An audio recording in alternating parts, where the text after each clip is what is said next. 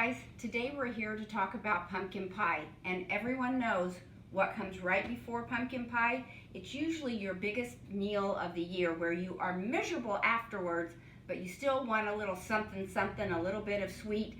So that's where the pumpkin pie comes in, and that's what we're going to talk about today. But since you're so miserable afterwards, I came up with a couple of healthy ideas to make it a little more light and palatable after a heavy meal.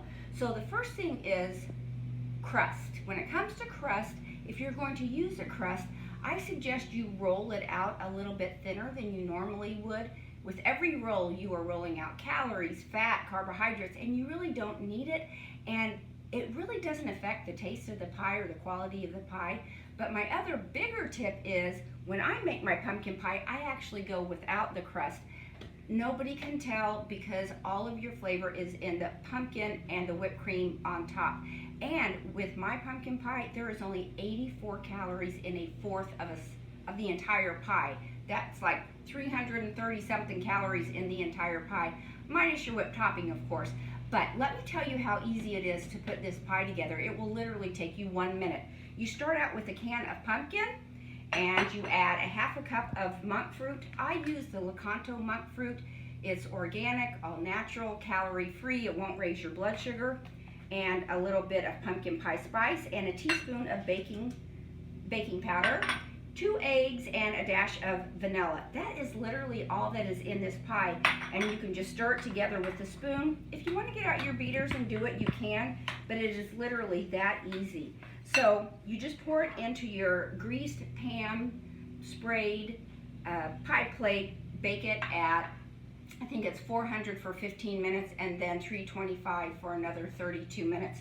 And if you want to do little custard cups, you can also bake it in those little clear Pyrex dishes. That's fine too. And then all you do is let it cool, top it with your whipped topping, and it's ready to go. Everybody will love that, and they'll get all the flavor. And what else is interesting about this, it is almost fat-free. There's just like a couple of grams of fat per slice. The only fat is like in the eggs that are naturally there, but otherwise there's no fat added in this recipe.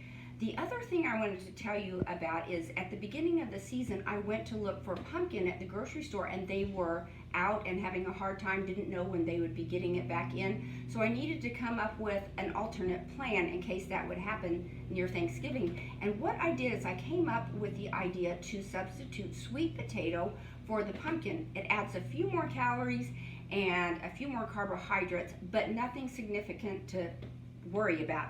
I baked this in a springform pan. I think that's just kind of fun and interesting, but you bake it the exact same. You cook it at like 400 for 42 minutes, but I do chill this overnight before I serve it. And if you want to serve it just like that, Lakanto monk fruit has a powdered form. You can just sprinkle it with a little powdered sugar for decoration to make it fancy if you want to do that. But if you want to take it to the next level, here's what I do. I bake some extra potatoes, mash them up. Sweet potatoes are so easy. You just bake them in the oven for an hour, peel them, and mash them up, and they mash very easy with just a fork. I mashed up my extra sweet potatoes and added some more of this monk fruit sweetener, and then you just put it on and like top it like you would frosting on a cake or a pie, and it just makes it so much more rich and decadent. And all you're getting is more of your sweet potato and really nothing else as far as calorie wise. You can spread it on there like that, and then take just a little bit of cinnamon as a topper and add a garnish. And then you finish it with just a little bit of the whipped cream, and you have an absolutely beautiful dessert for your Thanksgiving table. If my camera guy can get a good shot of that, I think that's just lovely, and everybody really raves about this. So if you try these recipes, then send me some pictures. I love seeing your work. I'll put them up on social media and share, because we're all in this together. But most importantly, have a wonderful, happy, and safe holiday. Thanks so much, guys. Bye-bye.